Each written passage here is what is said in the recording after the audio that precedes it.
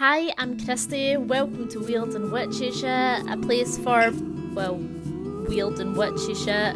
Here we talk about everything from the magic of yoga, rituals, tarot, crystals, astrology, self-love, mental health, spiritual stuff, spooky things, and anything of the mystical variety. So if that sounds like the kind of shit you're into, then you're in the right place, my friend. Welcome to the coven.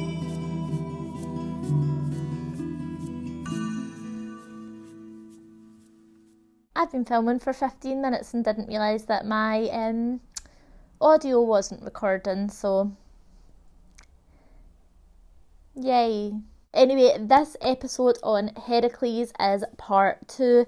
In part 1 we covered the birth of Heracles, why Hera hated him so much, his terrible crimes that led to him having to do what would become known as the 12 labours of Heracles, and his journey 1 through 6 through these labours. So if you haven't already seen that, I would recommend going and watching that video, because you're kind of jumping in halfway through a story here, and once you've watched that you can come here and this will make so much more sense, because we are jumping right into labour number 7, which is the Cretan bull. So the Cretan bull was sent to the island of Crete by the sea god Poseidon. It was sent there for Minos, who was the king of Crete, and he said that he would sacrifice any animal to the god that was sent by the god. So the gods were like all about animal sacrifice, right? It was like the best thing that you could do would be like slit an animal's throat on like an altar in honour of like sacrificing this animal to the gods. They were fucking all over it. So like, anyway, it was like a whole thing. Like we've moved on from that. Hopefully the gods have moved on from that. I myself am vegan, so maybe I will like sacrifice like tofu or like a Beyond Meat burger or something, but I will not be sacrificing any live animals, not even to the gods that I love the most. So Poseidon sent this bull to King Minos of Crete to be sacrificed, but when the bull got there, the king thought that the bull was far too precious to actually sacrifice, so he sacrificed a different bull instead, which Poseidon found incredibly disrespectful. As punishment, Poseidon got the bull to kind of rampage and cause riots all over Crete. It was basically making the people of Crete's life an absolute misery. And not only that, but Minos' wife Pasiphae, she actually fell in love with the bull, which sounds very weird, but when it comes to Greek mythology, it's actually not very weird at all, because it's definitely not the first time that it's happened, and it's not even the first time that it's happened within this family. So Zeus himself was Minos, the king's dad, and to seduce his mother, Europa, Zeus actually turned himself into a beautiful bull that Europa ended up falling in love with, and that's how Minos was even there. So it's like, there's a whole thing for this family, like history repeating itself and stuff. In Greek mythology, it's not that weird. Anyway, Pasiphae in the Cretan bull's offspring was a minotaur, who was a half man and half bull type monster who King Minos ended up keeping underground, and he fed prisoners to this like minotaur. Like he just like fed them live. Like, we don't have time for jails here, you're going straight to the bull. Anyway, back to the original bull. Heracles' labour was to overpower the bull and take it back to King Eurystheus, which he did, and it was actually like no bother for him at all. He literally just wrestled the bull to the ground, and off he went to Mycenae to go and take the bull back and be like, that's labour number 8 complete. So he did do that. And for some reason, Eurystheus just like let the bull go. I don't really know why he done that. I'm going to assume it's something to do with the fact that the bull was sent by Poseidon, and I guess he just didn't want to like piss off the sea god, obviously, so he just like let the bull go, but then it literally just caused rampage for his own people. Why would you want that for your own people? But this kind of happened, and this bull was terrorising the people of Greece for a long time, until he was eventually killed by a different hero by the name of Theseus. Labour number 8, the mares of Diomedes. So these horses were no regular horses, but they were in fact man-eating horses, and they went by the names. Get ready for me to butcher these names, as I always do.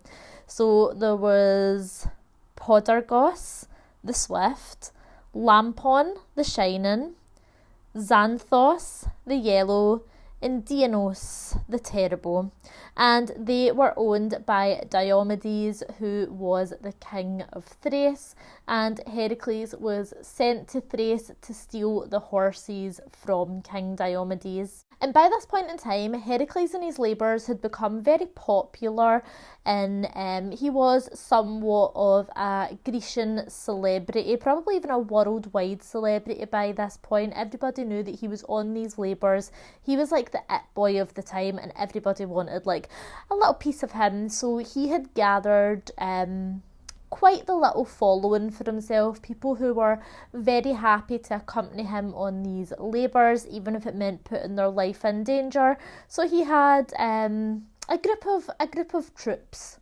following him around, little army of troops. So our hero and his troops went to Thrace, and they managed to overpower the guards who were looking after the horses, and that was really like not really much of a bother for them at all, and they actually managed to get away with the horses as well, but Diomedes got word of what had happened, so he sent out his soldiers to go and retrieve his horses back and kill Heracles and his troops.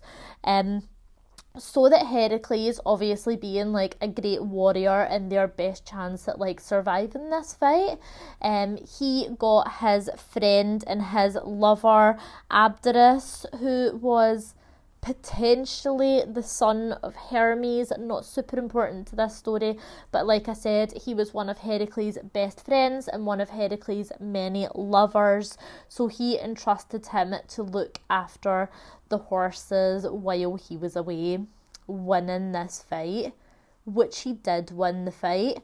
And on his return, he seen that Abderus had been killed by the horses, which was obviously incredibly upsetting to him. So he decided that to avenge Abderus, he would feed King Diomedes to his own horses. Now, everybody's entitled to their opinion, okay? Everybody is entitled to that. I am just going to say here, I know, Heracles, that you're upset, but you literally did go there to like steal the guy's horses. Why should he just like lie down and accept it just because your boyfriend got caught in the crossfire? You guys were somewhat in the wrong as well. I am just going to say that. I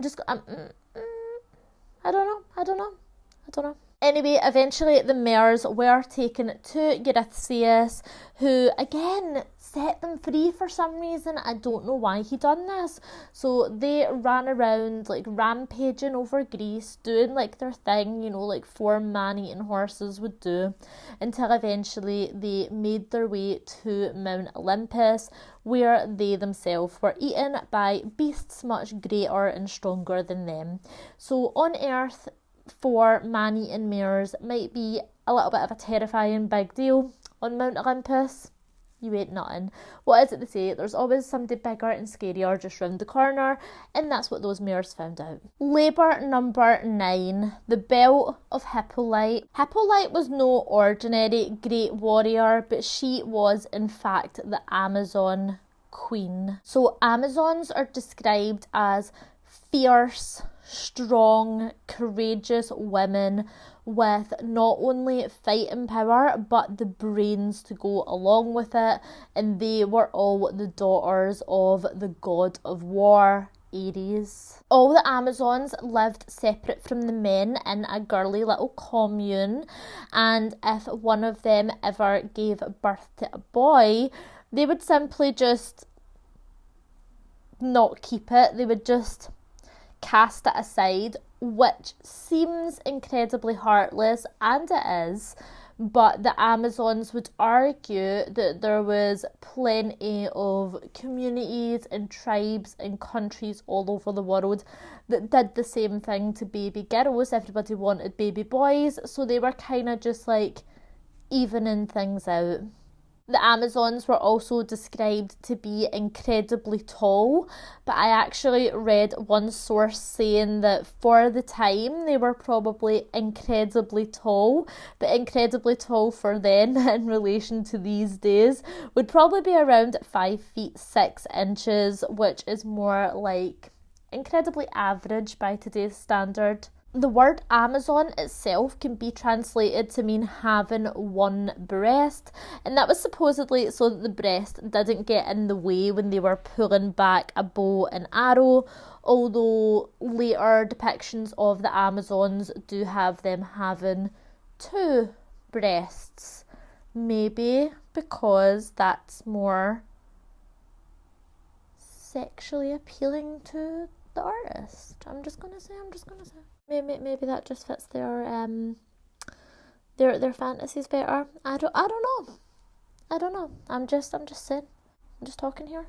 King Eurystheus' daughter was a huge fangirl of the Amazons, as I'm sure a lot of young girls were. If all the young boys were looking up to Heracles, all the young girls were looking up to Hippolyte. So King Eurystheus' daughter was actually the one who was to set this labour for Heracles, and it was to bring her back the famous belt of Hippolyte, kind of like merch, which it was probably easier to get the belt of Hippolyte than it is to get any Taylor Swift merch, or any Taylor Swift merch that isn't ugly.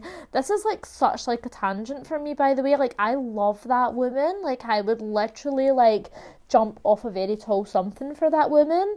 But there's no denying that her merch is like so fucking ugly and it's so fucking overpriced.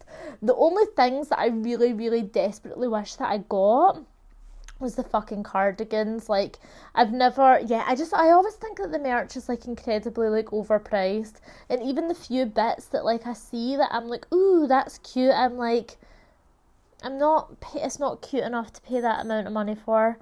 I'm sorry, Taylor, but I will literally follow you to the ends of the earth. So anyway, back to the story.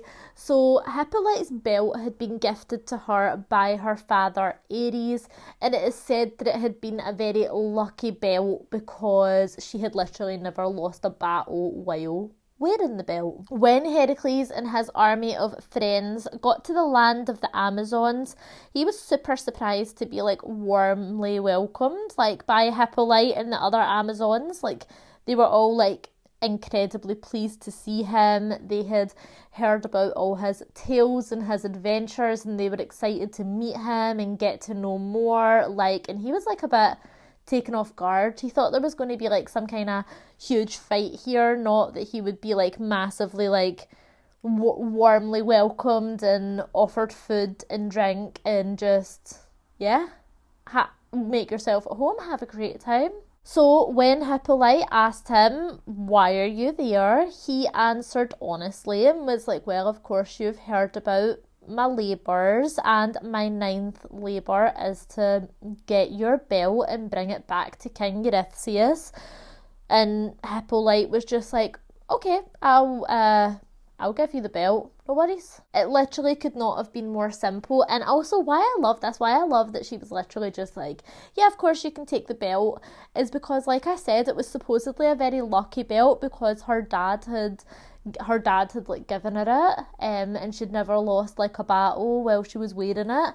But the fact that she was just like, yeah, it's not my belt that makes me special, it's actually me that's the special thing. Like, I just fucking love that for her. So Heracles and his friends stayed there with Hippolyte for quite some time, enjoying food, wine and romantic relations, and it is said that Herc and Hippo got quite close to one another, and everything seemed to be perfect until Hera got involved, obviously.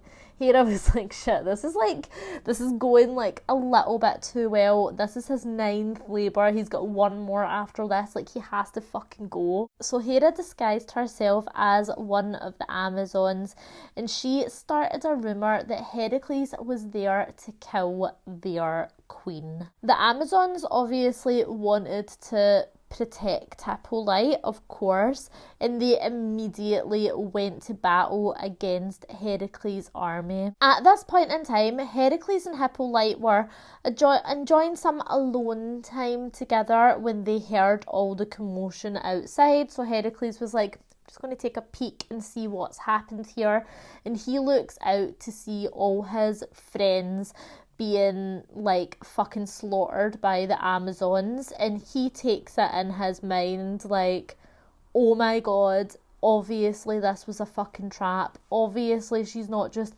inviting me into her home and just letting me like drink and have food and make love and stuff for no reason.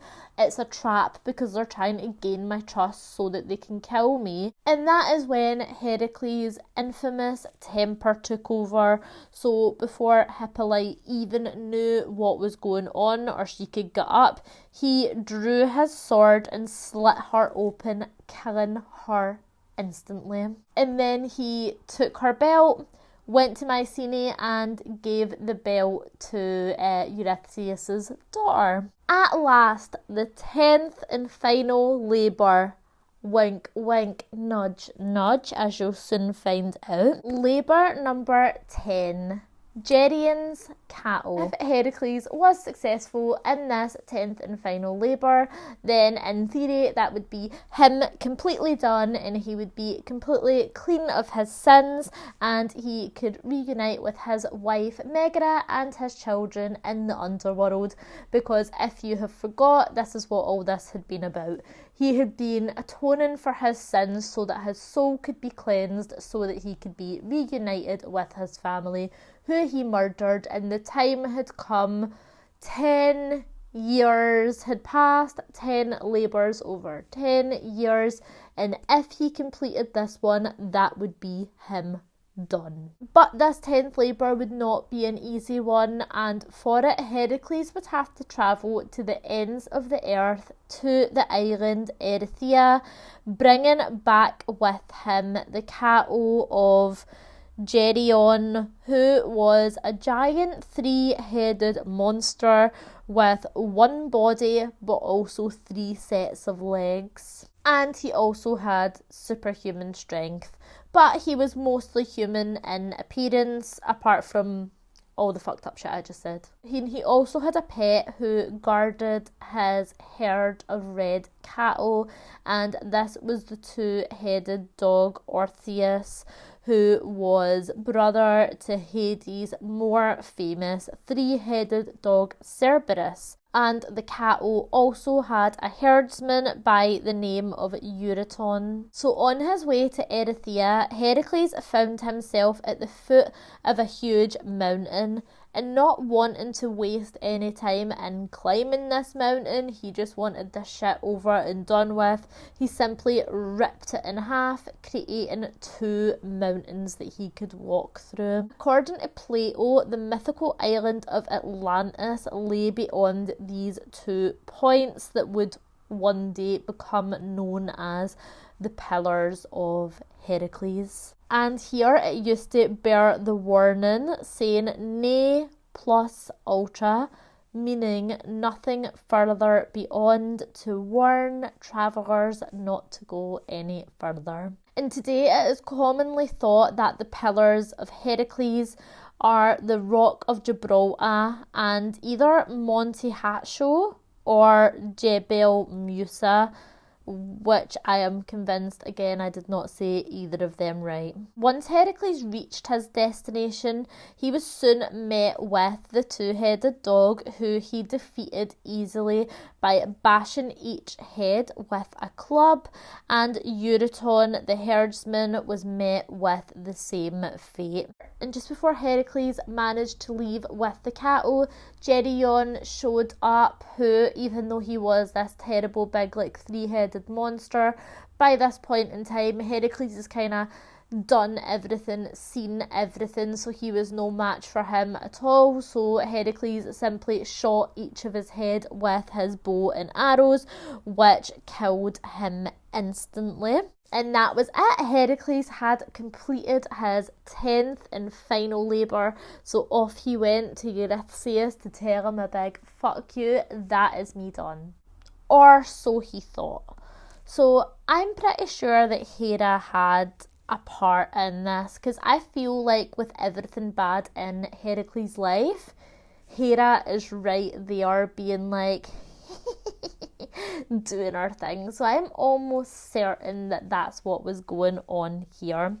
But Eurystheus smugly told Heracles that no, he was actually not in fact done with his 10 labours, and that he had actually only done 8 labours, meaning that he had 2 more labours to go. And Heracles is like, excuse me? And Eurystheus is like, well, I refuse to accept your slaying of the Hydra as a completed labour, because your cousin helped you in cauterising the necks of the Hydra after you'd bashed them and slit them. So because you got help with that one, I'm not accepting that because you didn't complete it on your own. And he says that he also wouldn't accept the cleaning of the Augean stables because he technically received payment for it, and payment would mean that it was null and void because he was supposed to be doing these labours for him to repay something. He was like making up for his sins, so to actually get payment for it was a bit...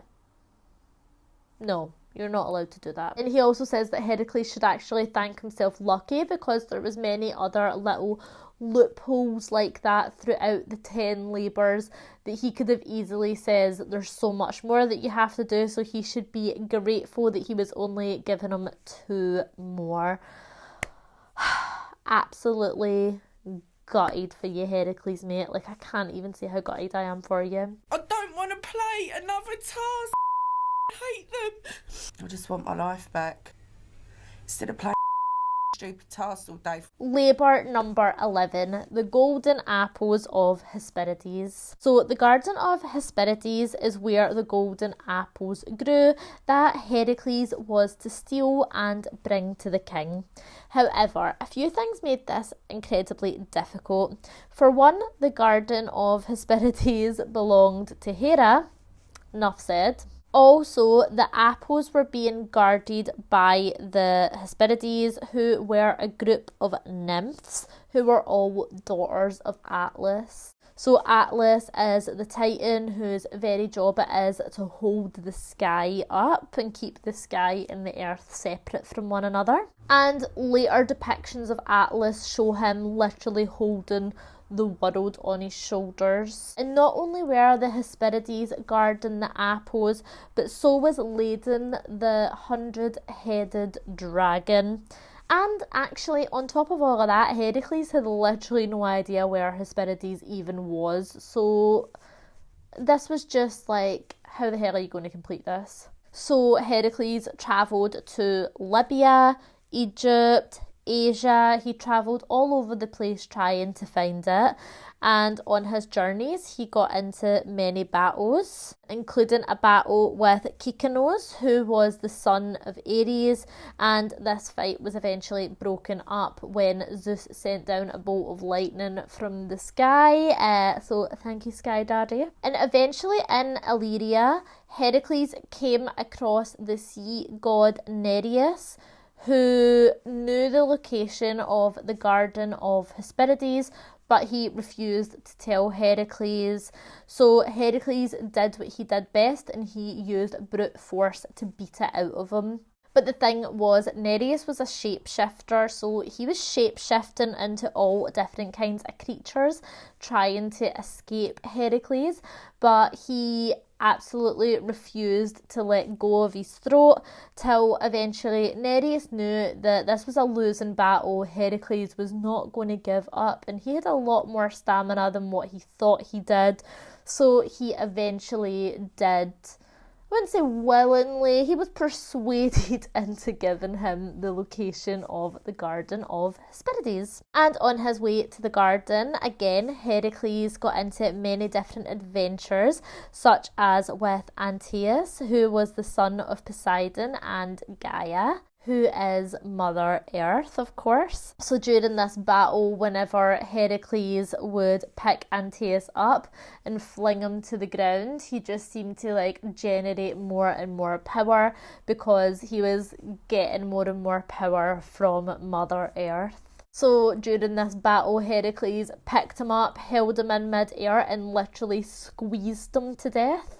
And then he got into battle with Bucerus, who was Antaeus' brother, who captured Heracles, and he was actually going to make him a human sacrifice, which he of course managed to escape and kill his captor. And while on Mount Caucasus, he bumped into Prometheus. So he is a titan who had been chained to a rock on a mountain for 30 years. Every day he would have his liver eaten by an eagle, and every day his liver would regenerate again. So he just stayed in this endless cycle of pain all the time, every day, for 3 whole decades.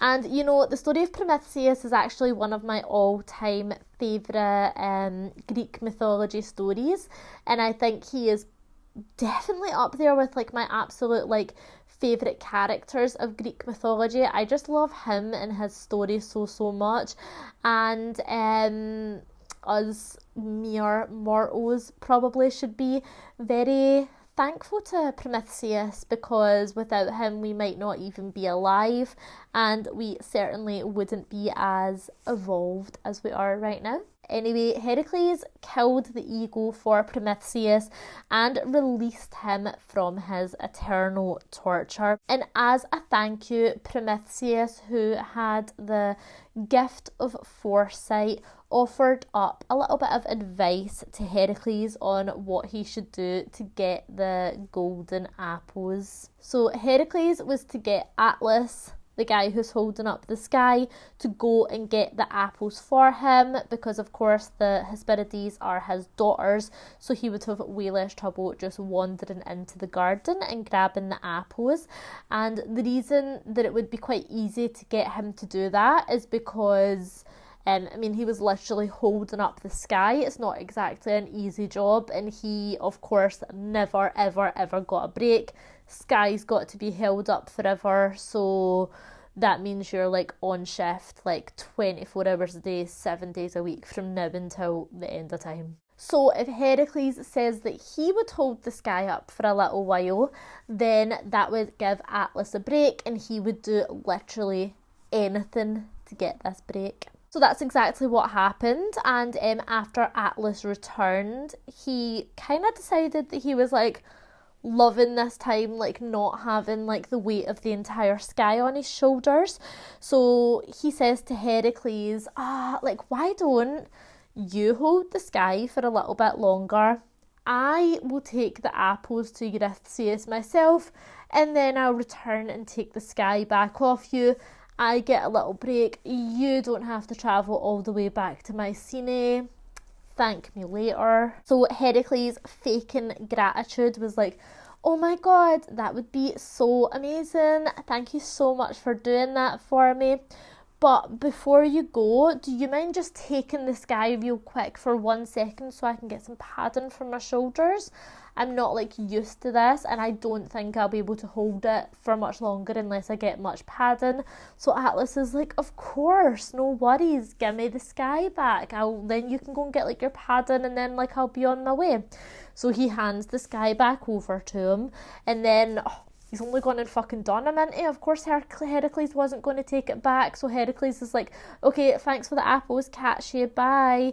And then yeah, that's it. Takes the apples back to Eurystheus, and Atlas is still holding the sky to this day. Second to last labour complete. Labour number 12. Cerberus. So sending Heracles on a mission down to the underworld to capture the three-headed dog Cerberus and bring him back to Eurystheus still alive was a surefire way to make sure that he died on this mission. This was his 12th and final labour. He had to die. But Heracles had fought and killed a number of great beasts before, including the Hydra and the two-headed dog, who were both brothers of Cerberus, and he also killed the Nemean lion, who was a nephew of Cerberus. So I guess if anybody was going to do this 12th labour, it was Heracles. And of course Heracles is a demigod, but he is still mortal. So swanning down into the underworld isn't just something that anybody can do. Typically, once somebody goes to Hades and goes to the afterlife, they're pretty much done. That's quite a final thing to happen. So Heracles decided that he would do his research before just diving into this one. So he went to the city of Eleusis to visit Eumolpus, who was a priest of Demeter, Demeter being the mother of Persephone, and Persephone being queen of the underworld and wife to Hades. Eleusis had started a religious movement called the Eleusinian Mysteries. So these mysteries celebrated the story of Demeter and Persephone, how Persephone's capture by Hades made her queen of the underworld, and how Demeter's grief of her daughter being taken created the 4 seasons: spring, summer, autumn and winter. And now when Persephone spends her 6th month on earth with her mother, life is in full bloom, animals are being born, crops are being grown, and in the 6 months that Persephone is down in the underworld with her husband Hades, things on earth start to grow cold and wither, crops die, no more life is being born, and everything is really slowing down. The followers of these Eleusinian mysteries believed that anyone who learned these religious rites and the mysteries would find happiness in the underworld. So Heracles dedicated a lot of his time to just that. And when he felt like he had adequate enough knowledge and respect for Persephone and Demeter, he then made his way to the southernmost point of ancient Greece, where he found a rocky cave that would allow him entrance into the underworld. Heracles did of course have an eventful time on his way down to the underworld, including meeting ghosts, demons and other spooky entities that you can expect to find in the afterlife. He also met Theseus and Pirithous, who had been trapped there by Hades for trying to kidnap Persephone. So Heracles actually set Theseus free and let him go. And because he had served his time and his punishment was over, he was actually just allowed to leave. Also, he had only tried to kidnap Persephone because he was bound by oath to Pirithous, and it was Pirithous who had actually wanted to marry Persephone, and his lust for her had never waned during his time in the underworld, so he certainly hadn't learned his lesson, and this was of course incredibly disrespectful. So when Heracles tried to release him, the whole earth shook. So even to this day, he still rots in the underworld, unable to leave. And that's what you get for trying to fucking steal King of the Underworld's woman, can I just say. I also just love though how it's totally fine for Hades to kidnap Persephone, but anybody else who tries to do it.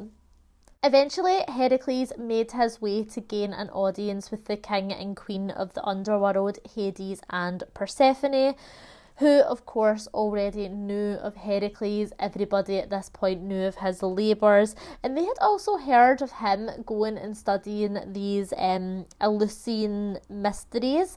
I know I have pronounced this wrong every single time that I've said it. I'm just going to brush past it. And they were very impressed. Persephone in particular was like incredibly impressed that he took the time to do this. So when Heracles told them, I'm here on my 12th labour, and my 12th labour is to take Cerberus to King Eurystheus, and then that is me free. They actually said, like, okay, like, you can do that, but the only way that we're not, like, you can do it, but we're not going to, like, help you out. You'll have to, like, deal with Cerberus yourself, and you're obviously not allowed to use any weapons or anything on him because we don't want you to, like, harm him. If you can manage to take him to Mycenae, to King Eurystheus, and then bring him back unharmed, then you totally can dog sit for a little while. Heracles, of course, we already know his strength is like beyond like insane at this point, so he literally just wrestled the three-headed dog into submission, flung him over his shoulder and took him to Mycenae to King Eurystheus and was like, okay, I'm done. What else have you got? This is it. And King Eurystheus, at the very sight of Cerberus, of course, he's a quivering, shaking little mess, went to his little hiding place in his little jar in the ground that he had buried, and told Heracles, okay, that's it, you win, your 12 labours are over, you are free. And of course Heracles stuck to his word and took Cerberus back to the underworld, down to Hades and Persephone. And so now Heracles was finally free, he was finally clean of all sin, and he lived a peaceful and drama-free life. Would have been a lovely ending, but as we know, the ancient Greeks loved tragedy, and tragedy is more of what Heracles got. So if you think way back to the reason why Heracles even like started these labours, of course, like he murdered his family, he murdered his wife,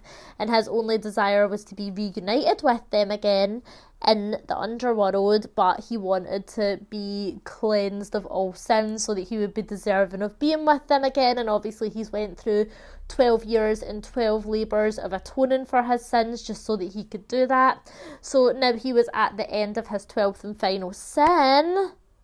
He didn't care about that anymore, and he wanted to get a new wife. Like, it literally just shows, like, a man will literally, like, fucking say anything. Like, a man will be like, oh my god, like, I am so sorry for murdering you and murdering our kids. I am going to, like, make up for this. They can spend over a decade making up for it and then still fucking go with somebody else. Like, Heracles, you fucking snake. Like, I can just imagine Megara in the underworld, like, are you actually fucking kidding me? Like, what the fuck? Anyway, Heracles wanted his new wife to be the beautiful Iole. So Iole was a gorgeous princess, and her father was actually running a competition of sorts to win his daughter's hand in marriage, because that's a normal thing that normal people do. But the king swore that whoever beat his sons in an archery contest could marry the princess. And obviously Heracles won the archery contest. It's Heracles, for God's sake. So technically he should have been able to marry the princess, but the king went back on his word and was like, actually, no. I don't exactly know why the king said no and went back on his word. I'm going to assume it had something to do with Heracles murdering his previous wife. That's just a hunch that I've got. So Heracles then killed the king and killed his sons, apart from one son, Iphitus, who actually became his best friend. And we've spoke about this, as history so often does. it once again repeats itself when Hera puts yet another madness on Heracles, and this time he doesn't kill a wife, but he does kill his best friend Iphitus. And you're not going to believe this, but he does have to go through yet another fucking sin cleansing process, and he was to serve Omphale of Lydia for 3 years. So while he was there, he was like a servant of sorts, and he had to do what was known as like women's work, which I guess is like cleaning and cooking and stuff like that. And he would also have to wear women's clothes as well. And while he was strutting about in women's clothes, Omphale wore the skin of the Nemean lion that Heracles is so famed for wearing. And instead of Heracles thinking this was like degrading to his masculinity or growing really like resentful of Omphale, he actually found the whole thing like incredibly kinky, and he really enjoyed his 3 years serving her and actually fell in love with her. And at the end of his servitude, Omphale and Heracles got married. And you know, in the years after the 12 labours of Hercules, he was up to all sorts. He was winning battles, he was slaying monsters, he was having children, he was adventuring with the Argonauts. Like, he was really just doing the most. But for the sake of this video actually having an ending point, I'm going to have to like skip through a lot of that and kind of just get to wrapping up the end of this crazy journey of Hera and Hercules and their long enemies to friends story. But I am sure in future Greek mythology videos Heracles will crop up again because he pops up in quite a lot of adventures. So many years before the labours, before Megara, before Heracles had even been born, there was a prophecy, and this prophecy stated that giants would rise up to Mount Olympus to fight the gods and end their reign. I would love to do a whole entire video on the Battle of the Giants. I think it will be quite a long one, but I think it would be really fascinating to dive a little deeper into. I would absolutely love that, so let me know if you would be interested. But for now, let's just keep it short and sweet. So not only did the prophecy say that the giants would rise up and fight the gods to end their reign, but it also said that they would be successful, and the only way that the giants could be stopped was with the help of a mortal man. This mortal man was Heracles. So during the battle, one of the giants took it upon himself to single out Hera and was trying to force himself upon her, probably to either like extremely piss off Zeus or to bring disrespect on Queen of the Gods, or just because he was like a piece of shit. Who knows? But Heracles stopped him, killed him, and protected Hera all throughout the battle, even after all of the shit that she had done to him, and the prophecy ended up being right, and with the help of Heracles, the gods defeated the giants. Hera, from that moment on, seeing how Heracles had protected her after all that she had done to him, this finally softened her heart towards him, and they went on to have a mutual love and respect for one another. But not only did they have like a casual love and respect, they actually became really true friends, and you could say family as well. So our story began with a love affair, and that's how it also ends for Heracles as well.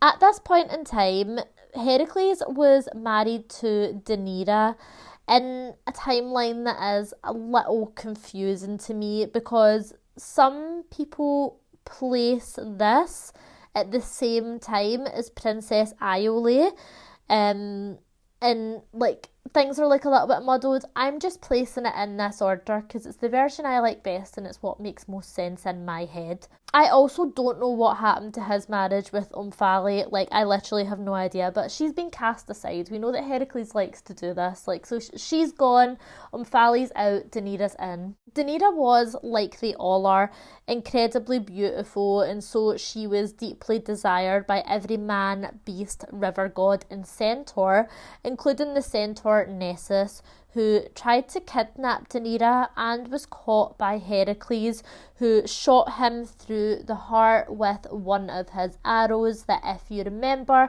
is still tipped with the Hydra blood, which is incredibly poisonous. As Nessus lay dying, you would think that he would be like, okay, another day, another drama, but not for him. All he thinks about is karma, and maybe he got his, but he was going to make sure that Heracles got his as well. So everyone knew that Heracles was a little bit of a Lothario, and he had a little bit of a wandering eye like his father, amongst other wandering body parts. So Nessus used this to his advantage, and he called Deneira over and he was like, okay, my last thing I'm going to do before I die, because I'm in love with you, I'm going to help you keep your true love, Heracles. Since I can't have you, I want to make sure that you go on to have a really good life, even if that doesn't include me. So Nessus advised Deneira to collect his blood in a jar and then smear it onto the inside of Heracles' robes, and this would act as like a binding love potion that would ensure that he only saw Deneira and only wanted to be with Deneira, and the other woman wouldn't have to matter. She wouldn't have to worry about that anymore. So that's what Deneira did. She took the centaur's blood and she smeared it on the inside of Heracles' robe. And as soon as Heracles put his robe on, his skin immediately started to burn with the blood from the Hydra venom. This venom burned right through his skin, right through to the bone, and Heracles knew in this very moment that he was going to die. So he started to use his one last bit of strength to uproot trees and create a pyre for him to lay on and die. And once Heracles had died, his body was lit and he was cremated, and only the mortal side of Heracles burned away, and the other part of his soul rose up to Mount Olympus with the gods. And this is where he would spend eternity with his father Zeus and his loving stepmother Hera. On Olympus is where Heracles would find his forever wife Hebe, whose hand in marriage was actually offered to him by Hebe's mother Hera, and together Heracles and Hebe would go on to have 2 sons together. Again, just casually pointing out, Megara was not given a second thought. And as you may know, there is a constellation of stars in the sky called Heracles, which is sometimes known as the Kneeling Man. I guess a little nod to his eternal servitude that he went through. And not much is known about how Heracles ended up in the sky as a constellation. I like to think that it was Hera that put him there as a one last loving gesture towards her friend and our hero, Heracles. If you'd like to continue the conversation, you can get me on Instagram at kristys_coven. That's KRISTYS_coven. You can also find me on YouTube at Kristys Coven, where I post a lot of free yoga classes and shit like that, and I'd love to have you join because it's not a coven if it's just me. And until next time, bye!